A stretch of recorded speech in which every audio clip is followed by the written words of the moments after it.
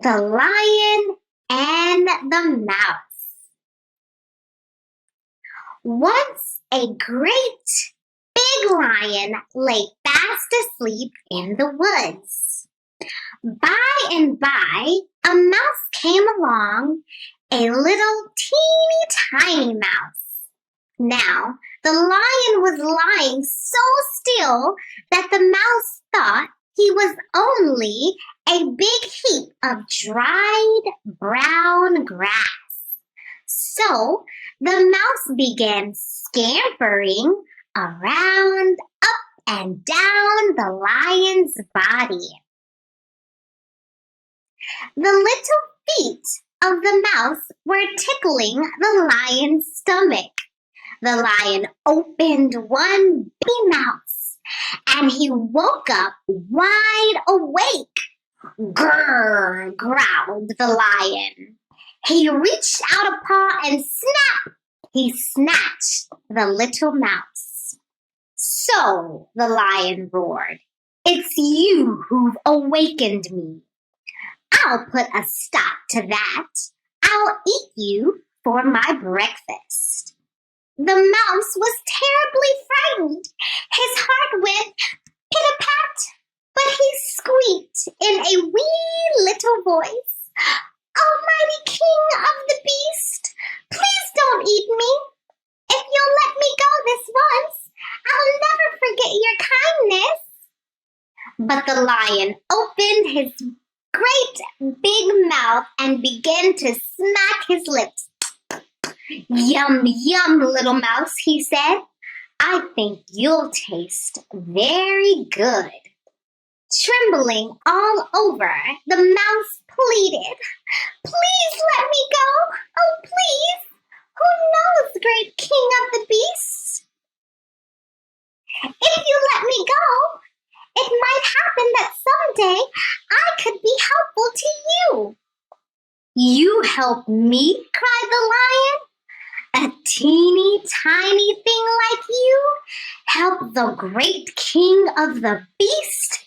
Ha ha hee ho ho. He laughed so loud and so long that all the forest rang. But all this laughing made the lion feel very jolly.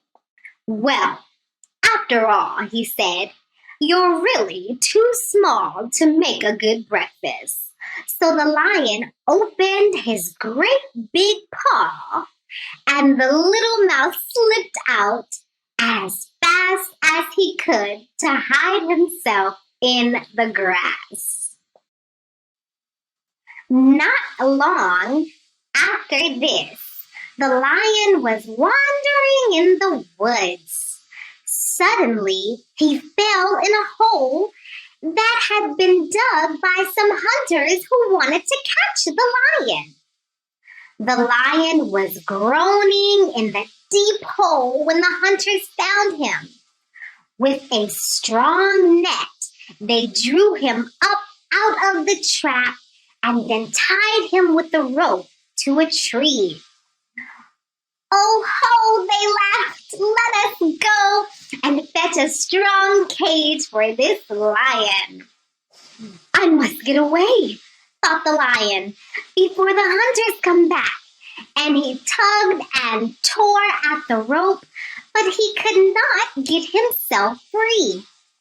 And so, at last, he cried sadly, they have me. I cannot get loose. I shall end my life in a cage. Never more shall I roam free in this great, beautiful forest. But as he was crying and sighing, it chanced that the mouse came by, the teeny tiny little mouse. Oh, dear friend, he squeaked, what has happened to you, the great king of the beasts? The hunters have tied me up, the lion groaned. There isn't a thing I can do to break this great, strong rope. Oh, is that all of your trouble, friend? Said the mouse with a laugh.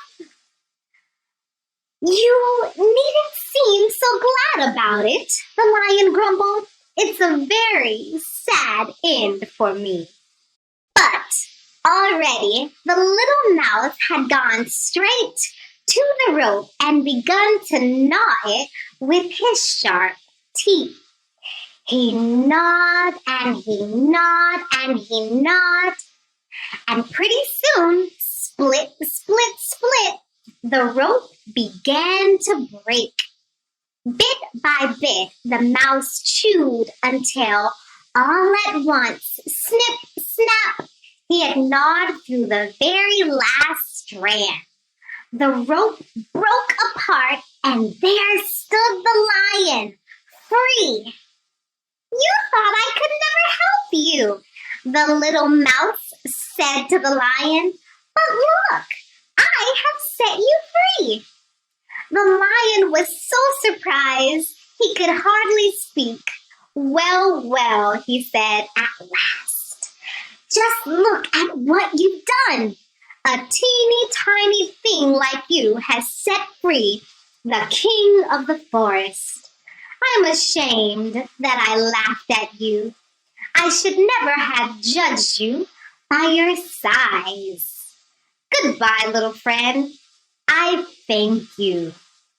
And with a great happy roar, the lion bounded into the forest.